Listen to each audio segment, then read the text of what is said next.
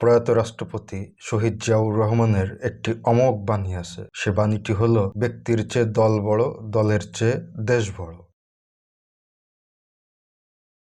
তো সেই কথাটা যদি আসলে ফলো করতে চাই, তাহলে বর্তমান যে সিচুয়েশন, এই সিচুয়েশনে বর্তমান বাংলাদেশের যে অন্তর্বর্তী সরকারটি ক্ষমতাসীন আছে, এই সরকারটি আসলে সফল হওয়া যে কতটা গুরুত্বপূর্ণ, এটি রাজনৈতিক সচেতন ব্যক্তি মাত্রই আসলে অনুধাবন করবেন এবং স্বীকার করবে। এই সরকার যদি সফল না হয়ে ব্যর্থ হয়ে যায়, তাহলে এই বাংলাদেশ বিগত 16-17 বছর যেভাবে সরাসরি ভারতের তত্ত্বাবধানে চলেছে, ভারতের প্রেসক্রিপশনে বাংলাদেশকে পরিচালিত করতে বাংলাদেশ বাধ্য হয়েছে, ঠিক সেইভাবেই আবার এই দেশ ভারতের করদ্রাজ্যে পরিণত হয়ে যাবে। সুতরাং স্বাধীনতা এবং সার্বভৌমত্ব রক্ষার প্রশ্নে এই সরকারকে সফল হওয়া আসলে খুবই বাঞ্ছনীয়।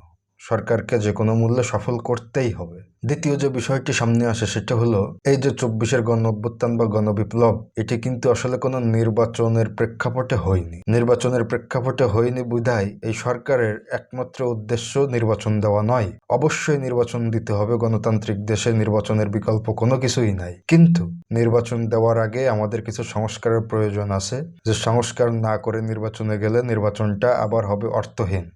বারবার তো এইভাবে আপনার হাজার হাজার মানুষ, ছাত্র জনতা জীবন দিয়ে তো স্বৈরাচারকে ক্ষমতা থেকে নামাবে না, বা এটা আসলে কোনো যুক্তির কাজও না। সুতরাং আমাদেরকে এমন একটা সিস্টেম তৈরি করতে হবে যে সিস্টেমের ভেতরে থেকে আসলে আর কোনো স্বৈরাচার জন্ম নেওয়ার কোনো অপরচুনিটি থাকবে না। সুতরাং আগে সংস্কার, তারপরে নির্বাচন। এখন আসি, আসলে শুধু সংস্কার করলে কি সরকারের দায়িত্ব শেষ? অবশ্যই নয়। সংস্কার করার আগে তাদেরকে সুষ্ঠুভাবে দেশ পরিচালনা করতে হবে। সুষ্ঠুভাবে যদি দেশ পরিচালনা না করতে পারে, দ্রব্যমূল্যের যদি ঊর্ধ্বগতি, লাগামহীন ঊর্ধ্বগতি ঘটতেই থাকে, তাহলে আসলে বাংলাদেশের অধিকাংশ মানুষ যে আসলে খেটে খাওয়া দিনমজুর মানুষ, এরা আসলে সংস্কার বুঝে না, বিপ্লবও বুঝে না।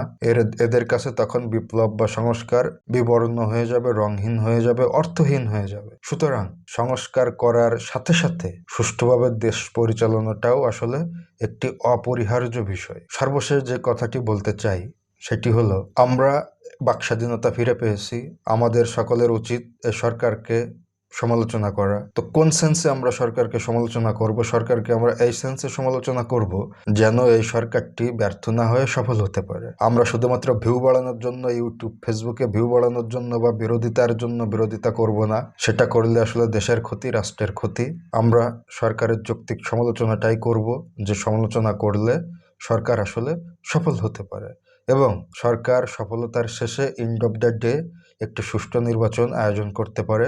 বাংলাদেশ আবার প্রকৃতপক্ষে একটি সুষ্ঠু গণতন্ত্রের উর্বর ভূমি হিসাবে আবির্ভূত হতে পারে। তো সমালোচনা, প্রশংসা দুইটা জিনিসই আমাদেরকে মন খুলে করতে হবে। তবে চাটুকারিতার জন্য প্রশংসা নয়, এবং বিরোধিতার ক্ষেত্রে বিরোধিতা বা ভিউ বাড়ানোর জন্য সমালোচনা, এগুলো কাম্য নয়। সরকারকে ব্যর্থ হওয়ার জন্য সমালোচনা কাম্য নয়। সমালোচনা হওয়া উচিত সরকার যেন সফল হয়, এই বিষয়টা মাথায় রেখেই।